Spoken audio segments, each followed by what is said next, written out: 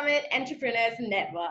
Today we are joined together with the co-founder of WeBarre, a very good friend of Fit Summit and the team, and also a very dearest mentor to me. Hi Linda, how have you been? Hey guys, thanks for having me. I'm really excited to have a really nice chat with you.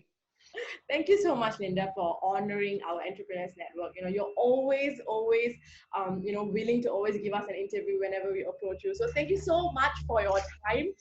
Just a disclaimer, most of the time, everyone, whenever I conduct an interview, everyone's just like, Sarah, you say so much of thank yous. That's the way it has to be. We are so grateful at Fit Summit for all of you guys to join us and also for the ability to be able to interview you, Linda. Linda, I want to dive into the first question straight away. How has been the last year for you? The last year, okay, what are we in now? I feel like it's a whirlwind. Without traveling, it's hard to know what month you're in anymore. But the last year, okay, so I think we're about coming up to 1 year on the lockdown in Singapore, right? And honestly, right now, that's at this point in our lives, I feel like we're in a great place. I feel we're very fortunate to be in Singapore where the government has had a hold on the situation, and what we can do with our business has been rather predictable ever since we've been able to kind of get our numbers under control. So I feel like we kind of know what to expect. We know what the parameters we need to work within. So with that, I think there are always opportunities that we can find and creatively look for. Even like no opportunity, there is opportunity within that. So, I'm a big believer in, even within the restrictions that we do have, what can we do? What are people's mindsets going to be? How can we show up in their lives better given the circumstances that they're living in? And I feel like we've got a lot of exciting things for WeBarre. We've just launched a few things, which I'll talk about a bit later. And I feel our brand is, onwards and upwards despite, everything that's happening. I think we're in a good place right now for the rest of the year and for eventually when things go back to normal. Thank you so much, Linda, for answering that. I love how you actually mentioned opportunities are everywhere. We find opportunities even in the darkest of times. Thanks for actually sharing that. And also, I'm so excited to hear about WeBarre's new ventures. So I'm going to dive into the first question, which is risk versus reward. How do you balance your mindset around risk, opportunity, and investment? Yeah. Well, I think personally myself, I've been thinking about this more and more so now. I think with everything that happened with COVID, there have been a lot of opportunities, even personally, for investments, the stock market crash, all of that. And it makes you really think, what is your risk appetite? And I think it comes down to that, for you to understand your own risk appetite before you make decisions. Because there's no right and wrong. It's just basically, are you willing to go high risk, high reward on majority, on a very tiny bit? How do you want to split the pie, and what are you prepared to lose or potentially gain, potentially lose? So you got to kind of figure where your comfort level is for that first. I think once you get a feel and you understand clearly where your mindset is around that, it's a lot easier to make decisions and to know how much risk, how much money, how far out on the deep end you want to experiment with. And I think with WeBarre as a company, I'm a big advocate for underestimating ourselves and overestimating our competitors. This is a mantra that I keep very close to my heart and that we used even at the beginning when we launched. And I think this is what my corporate days taught me. When you work in a big company, they're super anti-risk, so everything has been thought of a million times through. So I think in business, when you have people's livelihoods to think about, and also your own entire life savings kind of dumped into a little project, you really want to make sure that you manage the risk and that you are able to calculate the risk as tangibly as possible. There's always ways that you can do that, whether that's through forecasts, whether that's through like, okay, if I do this initiative, I think I'm going to get 5 more people to come join me through that. And, it sounds tedious, but all of this leaves less to chance, and all of these help you manage your risk better. So I feel, for me, coming from corporate, I definitely try to overestimate everyone else around me. And I really try to have a tangible strategy in how I take my risk. So it's not just like, okay, dump $100 in, hope for the best, but okay, $100 in, how much is that going to get me back? That I predict based on past data, based on other studios, based on my own past experience, and then that giving us a more tangible outcome that we think it's going to give us. And you know what, also having a contingency plan, so if it does not reach where we want it to be with that investment, at what point to say, okay, that's enough money, throw it in here to try this out, and I don't think it's going to work, so let's pull back and focus our efforts on something else. So for me, yeah, I mean, you have to take risks, you have to try to innovate. And I think being at the forefront of the bar industry, we always try to be ahead of the curve and try to bring new ways, new experiences to everyone that we meet, so that there is that sense of risk with that, because you never know how people are going to accept it. But I think, you know, just like Apple, you have to pave the way if you want to keep leading the way, and you'll win some, you'll lose some, and that's okay, as long as your main bread and butter is strong and sustainable. Thank you so much, Linda, for actually answering that question. I think one of the biggest key takeaway I had was always underestimate yourself and overestimate your competitors. So that's the way to go. So thank you for sharing that. My next question would be, what does the next 12 to 24 months look like for you and your company, and what key milestones lie ahead? Yeah. Well, I feel now that we kind of can see the light at the end of the tunnel, it's just about riding the rest of this phase and being primed to really thrive when, you know, capacities go back to normal, when the restrictions are uplifted. So for us, you know, it's important to really keep our bread and butter and our purpose and what we do best still at a very high consistency. I think that's really important. But at the same time, with the environment, you know, giving people what they want in the circumstances that they're under. So, you know, working from home, mothers who have to look after their babies, people who are working 1 week home, 1 week in the office. So what we have launched last year, 1 year ago, was our virtual live stream classes. But on top of that, we just recently launched our WeBarre on-demand platform, which I'm very excited about.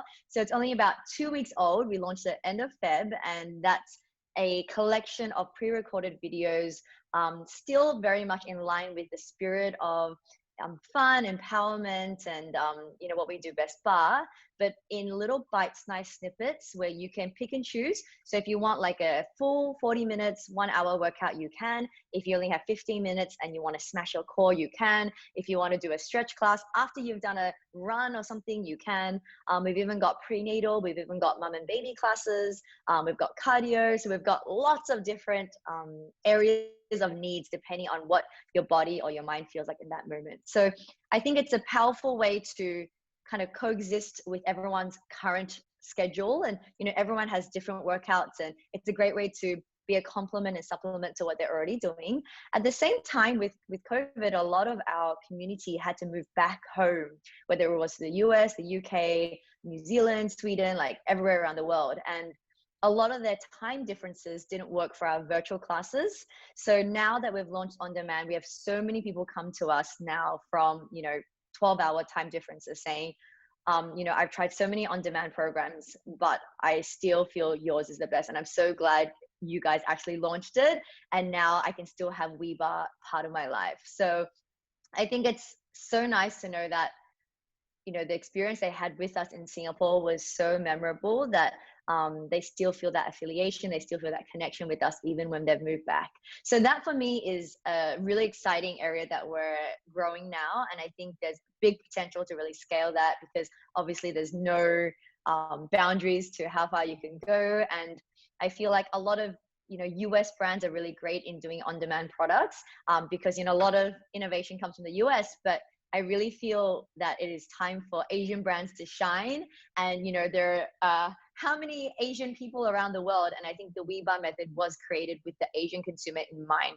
So hopefully that can really travel and scale, and more people around the world can experience what we have to offer and can benefit from that as well. So that's one really exciting thing that I'm excited to see where that goes in the next 6 to 12 months. Other than that, honestly, I feel we're all about making bar more inclusive, more diverse. You know, we have ideas of maybe doing different languages on demand. You know, we also have a studio in Hong Kong, and a lot of our clients there ask for Cantonese classes in the studio sometimes. You know, we have a lot of people from Malaysia doing our on demand. Maybe it's like we do Mandarin and Cantonese as well. I also have this really cool idea that I really want to make happen, which is something for the elderly. I feel because bar is so low impact and it's gentle on the joints and it's great for posture, which a lot of, elderly people want to improve their posture. I really want to create an on-demand series where it's suited for the elderly. So whether it's like, more like seated workouts where you can stretch on the seat, it's like doing a squat, standing, and then sitting on the chair and then coming up, like something that's really easy to digest and gentle that, maybe we could tell our parents, we could tell our grandparents to try. Yeah, so everyone has something to try and we don't leave them out. So much, Linda, for actually sharing that. I love, like, I haven't got the chance to actually try WeBarre Demand, but I am definitely going to try it. And I see all the list of classes in there and all the marketing and all the love that has been spread by your wonderful community. It's really very exciting. And I'm so excited for WeBarre and what's in store for WeBarre, especially the last initiative about how you want to introduce bar to the elderly community. I think it's going to be really exciting. I think that is a very, very interesting feature of and no one has ever done that before. So especially in bar. So I'm very excited to see what that's in store for the elderly population, especially in Singapore and or even in Asia Pacific, all around the world, right? So thank you for sharing that. Let's move on to the next question. It's just kind of interesting. Like, when you leave, sell, or close your business, what do you want it to be remembered for? Yeah. I mean, people ask me, or people like to talk about this all the time with me, like, what's the end goal? What's the plan? And I think even from a year into the business, people were saying to us, do you want to like value the company? Don't do this and that. And everyone's always got a million ideas, for you, which is great. But I think, it's really forced us to think about like, why are we doing the business and what does it mean for us? And, when Annabelle and I ask ourselves why we are doing WeBarre 6 years on, it's really because it is something we believe in so close to our heart. And it's a purpose that we feel so passionately about that it's not about, raising funds and valuing the company to sell, like there's no, that's not the end goal. The end goal is really to spread our purpose and the goodness of the workout and the community to as many people as we can, and for as long as we can do that, for as long as people want it, right? So when would we leave, sell, close? I mean, I have no idea. I feel like every chapter, every journey has a start and an end, and that's totally part and parcel of life. And I think when that day comes, we would look back feeling very happy and fulfilled with the journey that we've had. And I think, already having 6 years is an amazing feat for a small business. So, whatever comes from here on out, I think will be a bonus. And yeah, when that day comes that we have to close this chapter, I think it'll be extremely bittersweet, but knowing that we have left a great impact on the world. So well, how would I want to leave WeBarre? I mean, WeBarre is an extension, a lot of an extension of Annabelle and I, like the values we believe in and our purpose to the world. So I feel, for me, what I would want people to remember us for is our purpose. And if people don't know how to articulate our purpose, it's more the feeling they get when they've had interactions with WeBarre. And sometimes I ask people in the studio, why do you come here? Why do you choose us? And they don't always articulate it the same way, but the vibe that they always kind of express is, it's a feeling. It's the feeling of warmth, of welcome, of authenticity, of feeling supported, feeling like inclusive, and feeling like it's really my happy place for 1 hour. And that no matter what kind of crappy day or busy day I might have had, I could come here and really know that I'm doing something good for myself and that the people here genuinely care about me. So I feel that is what I want people to have a memory of. It's not about any big, gigantic milestone, but I think it's about the feeling, because people don't always remember what you say to them. People always remember how you made them feel. And I think that is very powerful. So yeah, I'd like people to remember that it was a genuine, authentic brand that really wanted the best for everyone, and that everyone was able to feel a little bit stronger, a little bit more confident, a little bit fitter, and a little bit more self-love for themselves after their experience with WeBarre. Thank you, Linda, for sharing that. I love how the kind of lasting message that you want WeBarre to live or imprint on all your viewers or your community, basically? I love, I mean, I have to agree with you that it's very difficult to put a feeling into words, right? Like it's very difficult to describe how you actually feel about a certain company or about a certain fitness lesson or even bar, right?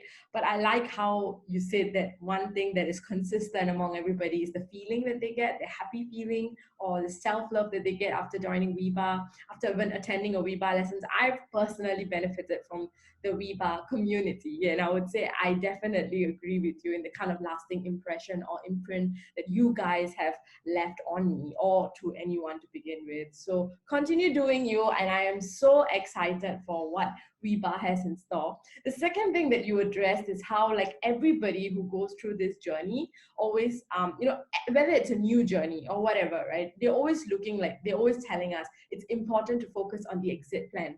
I'm glad that WeBarre doesn't have an exit plan yet because we all love WeBarre. So we're really excited to see what's in store for WeBarre. So thank you so much for sharing that.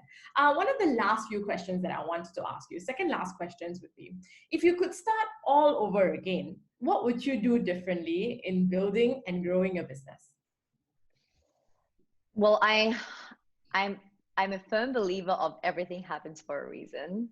I mean, I've been divorced and now I'm happily married and I don't regret any part of that. I really truly feel like everything happens for a reason, for whatever lesson you're meant to learn, for whatever journey you're meant to take. And, we can't always see it at that point in time, but eventually we look back and it makes sense.